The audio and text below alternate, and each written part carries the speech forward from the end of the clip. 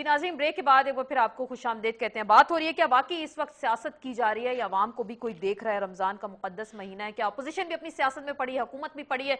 और जरदारी साहब जो कल तकरीर कर रहे थे, क्या वाकई सिंध कार्ड में दोबारा क्रेडिट भरने की कोशिश की जा रही थी? इसी पे हम बात करेंगे। क्या वाकई आप इलेक्शन का जमाना है, इसी तरह के बयानात आएंगे, इशूज एक तरफ रह जाएंगे? देखिए, एक तो आप ये जो है ना मोबाइल की लैंग्वेज ना यूज क्या करें। क्रेडिट कार्ड में वो कहते हैं सिंध कार्ड, आप खुद कहते हैं Sindh card. Sindh card play करते हैं। देखिए, हम फेडरेशन की पार्टी हैं और फेडरेटिंग यूनिट्स की बात करते हैं, फेडरेशन की बात करते हैं। देखिए, सियासत ज़रूर करनी चाहिए, मगर मैंने एक बात कही है और इस पे हमारे तमाम स्टेक होल्डर्स, ख़ास तौर पे नवाज साहब जिनकी मैं इज्जत भी करती हूँ, एक ज़ीरक सियासतदान है, उनको बिल्कुल ध्यान देना चाहिए कि देखिए इलेक्शन का साल है, ज़रूर आप सियासत करें, हमारी बुराइयां करें, अच्छाइयां तो कर नहीं सकते आप। जो अच्छे काम किए हैं वो आप भूल गए। 18वीं तरमीम की है, वो भी आप कहते हैं कि जी एक तय हुआ था कि जहां आपकी मेजॉरिटी आप हुकूमत बनाएंगे, जहां हमारी मेजॉरिटी हम। मैं सारी बातें मानती हूँ, मगर फिर भी हमने फैसिलिटेट तो किया ना पंजाब में हुकूमत बनने आपने के लिए। छेड़ा नहीं, आप ये कह रही हैं ना? अच्छा, आपने छेड़ा नहीं शायद। दूसरी चीज मैं ये कहती हूँ कि चार चीजों पे वो बात की बात है, वो भी एक टेक्निकल ग्राउंड था। देखिए, चार ऐसी चीजें हैं, एक मुशाहिदुल्लाह साहब, चार ऐसे ग्राउंड्स हैं या चार एरियाज हैं, अगर उस पे सियासत हम छोड़ दें, मैं समझती हूँ मुल्क की तरक्की हो सकती है। और फिर देखिए, सबसे पहला एनर्जी पे, दूसरा आपका लॉ एंड ऑर्डर सिचुएशन पे, तीसरा आपका जो इकोनॉमी की कंडीशन है उस पे बैठ के पॉलिसी, और दूसरा फॉरेन अफेयर्स है। देखिए, खास तौर पे जो एनर्जी और लॉ एंड ऑर्डर की जो ये मामलात हैं, इसको आप इन हाउस बैठे इस पे थ्रेशोल्ड, एक मिनट, आपने अच्छी बात की, बड़ी अच्छी बात करी, कवर दें, बिल्कुल कॉन्स्टिट्यूशनल कवर आप देने की बात करी। हमने एनर्जी कॉन्फ्रेंसेस देखी, कोई इम्प्लीमेंटेशन नहीं हुई। फॉरेन पॉलिसी पे आपने पार्लियामेंट रेजोल्यूशन बनाती है ना फॉरेन पॉलिसी पे, उस पे कुछ नहीं हुआ अभी तक। पार्लियामेंट इसको कॉन्स्टिट्यूशनल कवर दे। देखिए, आज ये साल सियासत का है, ये महीने अब कुछ रह गए हैं, ये सियासत के महीने हैं। अगर मैं पंजाब जो 66% है वहां मैं गिनवाना शुरू कर दूं, ये हमें करप्ट कहते हैं, बुरा कहते हैं, तो वहां करप्शन आप कह रही हैं कि पहाड़ लगे हैं? 66% है, और मैं उम्मीद करती हूँ और मैं दुआ करती हूँ अल्लाह मियाँ उसको और अच्छा, अल्लाह ताला उसको और अच्छा रखे। मगर बात ये है कि हाँ, वहाँ इन्होंने बजट रखा सस्ती रोटी में, पिछला पैसा जाया हो गया। वहां पे इंटरमीडिएट के बच्चों ने खुदकुशी कर ली। वहां पे पिम्स हॉस्पिटल के अंदर जो दवाइयों का स्कैम हुआ वो आपने देखा। इसका मतलब आपने देखा कि वहां पे हाथ धोकर आवाम के पीछे पड़ गए, शायद अपने अपने मुफाद के लिए। ये कहना चाहते हैं लोग भूखे मर रहे हैं आज, और 18वीं तरमीम के बाद इन्होंने बिजली के लिए क्या कर लिया? मुशाहिदुल्लाह साहब, आप जवाब दें। मैं गुजारिश करूं, मैं एक सेकंड देखें। बात यह है, इन्होंने कहा कि जी बिजली की बात करें। बिजली के जो वजीर थे परवेज अशरफ साहब, वजीर आजम, उनको तो वजीर आजम बना दिया है। रहमान मलिक साहब, सुन लेना, अमन अमान की ये बात कर रहे हैं। रहमान मलिक साहब 4.5 साल बाद कराची में खड़े होके 7,000 बंदे टारगेट किलिंग के नतीजे में मरवाने के बाद कहते हैं जी मैं किसी को इजाजत नहीं दूंगा टारगेट किलिंग की। 4.5 साल बाद शायद इजाजत मांगेंगे, पहले इनकी इजाजत से हुए थे, अब नहीं देंगे ये हैं। और ये खुद मुलव्विस है, ये सुप्रीम कोर्ट ने कहा तीनों पार्टी मुफाहमत की सियासत करते रहे। ठीक है भाई, बात अब अहमद मुख्तार को बना दिया, ठीक। पंजाब की बात कर रहे हैं कि जी भाई पंजाब में एक करप्शन का केस नहीं निकला। ये तो वो फिर क्यों इतनी लंबी लिस्ट दे रहे हैं? वो लिस्ट है ही नहीं ना। रोटी पे, सस्ती रोटी पे, लैपटॉप पे ट्रांसपेरेंसी इंटरनेशनल ने इन्वेस्टिगेशन की है और क्लियर किया है। सही, ठीक है। देखिए, बात तो कुछ करनी है ना। असल में इनका मसला क्या है? इनका मसला इस हुकूमत का ये है, ये टोला है, ये पीपल पार्टी नहीं है। ये यार, मैं पीपल पार्टी का बड़ा एहतराम करता हूँ, मेरी बात सुन ले। टोला ना कहना, मैं आपकी पार्टी को कुछ नहीं कह रही। आप कह देना, आप जो मर्जी कह दें, मैं तो इसलिए अपनी पार्टी के खिलाफ है जो मुझसे कहलवाना चाहते हैं कि आप मेरी बात तो सुन लेना। आप मेरी बात तो सुन ले। मैं पीपल पार्टी का बड़ा एहतराम करता हूँ, उनकी जद्दोजहद का भी। बेनजीर भुट्टो शहीद साहबा को एक कोर्ट से दूसरी कोर्ट में ले जाते रहे और कोई चीज साबित ना कर सके, और उनकी सिक्योरिटी रिस्क कहा। उसके बाद फिर चार्टर ऑफ डेमोक्रेसी भी साइन किया शायद दोनों ने। उन्होंने भी बहुत कुछ किया था, इसको छोड़ दें आप। बात यह है कि ये रियल ये एक लुटेरों का टोला है, और सिर्फ लूट नहीं रहे, एक और वारदात डाल रहे हैं।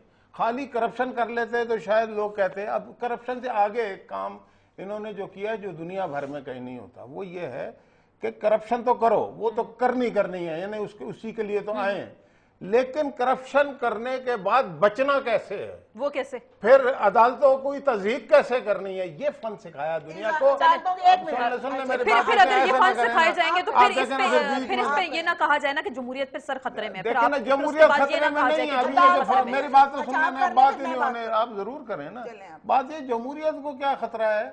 जमहूरियत हुकूमत का नाम नहीं होता, बुरी तर्ज हुक्मरानी का नाम नहीं होता। जमहूरियत का मतलब ये है, और जमहूरियत में सुप्रीम कोर्ट भी होती है, तमाम अदारे होते हैं, सिर्फ एक एग्जेक्टिव नहीं होता। और एग्जेक्टिव अगर गलत करता है तो जमहूरियत ये कहती है कि उसका एहतसाब करो। जमहूरियत किसी एग्जेक्टिव को करप्शन करने की इजाजत नहीं देती और करप्शन बचाने की इजाजत नहीं देती। अब 1 मिनट, शाह साहब काफी देर से खामोश बैठे। 1 मिनट देखें, इन्होंने कहा कि करप्शन करप्शन करप्शन, और इन्होंने कहा कि जी उन्होंने लूट लिया और फिर बचने के तरीके सारी दुनिया को। 1 मिनट, मैं सिर्फ ये कहना चाहती हूँ कि इस मुल्क में जमहूरियत का तसलसल नहीं रहा। किसने किया? आइन को अपनी सही कंडीशन में कौन लेके आया? पाकिस्तान पीपल्स पार्टी की मौजूदा हुकूमत, जनाब आसिफ अली जरदारी। जनाब आसिफ अली जरदारी ने बिल्कुल पावर्स अपने दे दिए बिल्कुल। जनाब आसिफ अली जरदारी ने सारे पावर्स दे दिए, बड़े अदब के साथ सुख चैन छीन लिया। बड़े बेनजीर इनकम सपोर्ट प्रोग्राम 18वीं तरमीम, ये कहा क्या इन्होंने नहीं बेनजीर इनकम सपोर्ट प्रोग्राम के वो पेपर्स लिए? जी शाह साहब, वो तो आप बात कश्मीर में बांट रहे हैं, गिलगित में इलेक्शनों में बांट रहे हैं। बहरहाल मुझे अफसोस होता है, मुझे इजाजत है कुछ गुफ्तगू करने की। होते हम तो आज ना 18वीं तरमीम होती। जनाब आसिफ अली जरदारी साहब को क्रेडिट जाता है कि तमाम सारे के सारे क्रेडिट इस वक्त आसिफ अली जरदारी को शायद जाते हैं। सारे के नीचे बिठाया उन्होंने, बिल्कुल सब कुछ अवाम को किधर भेज दिया। मेरा एक ही सवाल सर, मेरा एक सवाल, अवाम चलिए सबको क्रेडिट दें, मगर क्या इंस्टीट्यूशन को स्ट्रॉन्ग करने स्ट्रॉन्ग हुए ना, वो हम सब पूछ लेते हैं। पाकिस्तान पीपल्स पार्टी ने अपना किरदार अदा नहीं किया, मुझे अफसोस होता है। बड़ा अप्रिशिएट करें सर आप शाह साहब, आप फिर क्यों करप्शन करेगा वो टोला उसमें। देखिए मेरी बात सुने, अवाम पूछते हैं कि हम किसके हाथ में अपना लहू तलाश करें।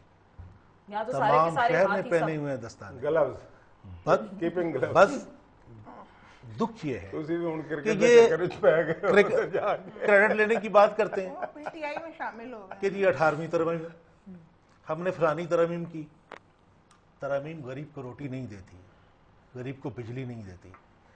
ये तरमीम जो है, हो सकता है कि ये रूलिंग क्लास का मसला हो, और पॉलिसी जो है और उस क्लब का मसला हो जो पार्लियामेंट के अंदर बैठी है। और ये वो तरमीम है, ये वो पार्लियामेंट है जो 8 मिनट के अंदर स्टैंप लगाने के बाद अपना अदलिया का गला घोटने के लिए तरमीम ले आती है। आप छोड़ें, प्रॉब्लम ये है कि लोग पूछते हैं कि जो अकाउंटेबिलिटी बिल पड़ा हुआ है उसका क्या हुआ, उसका क्या हुआ। चोर डाके और लुटेरे ले आए और वहां पर मुझे अपने भाई मुझे देखिए, अब मुझे बात करने दीजिए। अब मुझे अकाउंटेबिलिटी बिल ले आए थे, टेबल हमने कर दिया था, वापस भेजा ना, तो जिम्मेदार कौन है ना, जिम्मेदार कंसेंसस नहीं हुआ, अब बात ये है कि मुझे दुख ये है अपने भाई मुशादुल्लाह खान साहब से और अपने साथियों से मेरा बड़ा अदब है, बड़ा रिकॉर्ड है। और मैं समझता हूं कि मैं जिस तरीके से अपना बेरुखी का शिकार था, मुझे इन दोस्तों ने हौसला दिया और मैं मुशादुल्लाह खान का मशहूर हूं कि उन्होंने सेनेट के फ्लोर के ऊपर भी मेरी बात की है। लेकिन द थिंग इज, मुझे दुख ये होता था कि वो चीज़ जो इस चीज़ की इस मुल्क को रिक्वायरमेंट है कि इस मुल्क में चोरों, डाकुओं और लुटेरों का, हम उनकी बात तो करते हैं कि फलां किए। मैंने तो कभी भी आज तक कोशिश नहीं की कि मैं आसिफ अली जरदारी साहब को पर्सनलाइज करूं, लेकिन जो बात है वो कंडक्ट से है। आसिफ अली जरदारी साहब को मैं एडमायरर हूं कि उन्होंने बड़ी बहादुरी से जेल काटी। बड़ा ही खूबसूरत होता कि बड़ी बहादुरी से कहते कि मैं एनआरओ ख़त्म करता हूं और मैं ख़त लिखता हूं, तो मैं उनको सलाम करता और मैं अप्रिशिएट करता। आज बीइंग ए पॉलिटिकल वर्कर, कि मैं भुट्टो का वर्कर हूं, मुझे पता है कि कौन कौन से वजीर और कौन कौन सा साबिक वजीर आजम ने किस तरीके से मेरी बीबी और मेरे भुट्टो की तस्वीर रखकर इस मुल्क में डाके डाले हैं और इस मुल्क में लुटेरे की है। और ये बात तो मेरी बहन ना करे, मेरी बात सुने, मेरी बात सुने। किसको नहीं पता। आप कहती हैं कि जनाब यूसुफ गिलानी जीत गया, कोई बात नहीं, जीत गया, इससे कोई फर्क नहीं पड़ता। लेकिन लोगों को पता है कि इक़्तिदार से पहले उनके घरों पर नीलामी का बोर्ड लगा हुआ था। कौन नहीं जानता मुल्तान का एक एक बाशिंदा। और आज उनके बेटों के पास 4-4 करोड़ की गाड़ियां। मुझे पता है कि उनके बेटे जब इलेक्शन कैंपेन कर रहे थे, कौन से खोखे पर बैठकर खाना खाया करते थे और उनकी क्या कंडीशन थी। क्या इसलिए आई है? क्या इसलिए हमने कुर्बानियां दी थी? क्या इसलिए मेरा वजूद और मेरे कारकुनों का वजूद कब्रस्तानों के अंदर दफन है?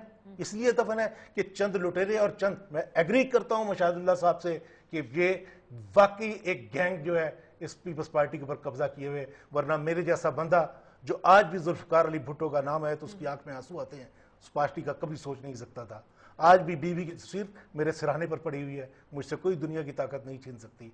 लेकिन आज भुट्टो का वर्कर जो है वो मायूस है, डिसअपॉइंट है। और जिन लोगों को इन्होंने इख्तिदार का अपना दरबान बनाया, आई एम सॉरी, पॉलिटिकल पार्टियों के अंदर इन्होंने मोहब्बत और प्यार के कल्चर को तोड़ के रख दिया है। और इन्होंने पॉलिटिकल पार्टियों के कल्चर को नहीं छोड़ा। इस मुल्क में अगर वो कर देते, चलो जी आपने पॉलिटिकल वर्कर को कुछ अकोमोडेट नहीं किया, आपने पॉलिटिकल वर्कर की दादरसी नहीं की, लेकिन अगर अच्छी गवर्नेंस ले आते, सिर्फ ये ना करते कि बीबी और भुट्टो की तस्वीर के पीछे क्राइम के ढेर लगा दें, तो ये बहुत बड़ा जुल्म किया है। पीपल्स पार्टी के वर्कर नहीं, मेरा खून है, मेरा बाप अंदर गया है, मेरा भाई अंदर गया है, मेरी माएँ रुली हैं, इनको क्या पता जो आज के लोग हैं। आज तो पीपल्स पार्टी पर फतह मक्का के बाद के मुसलमानों का कब्जा है, और 10 अप्रैल 1986 जो है फतह मक्का की तारीख है पीपल्स पार्टी की।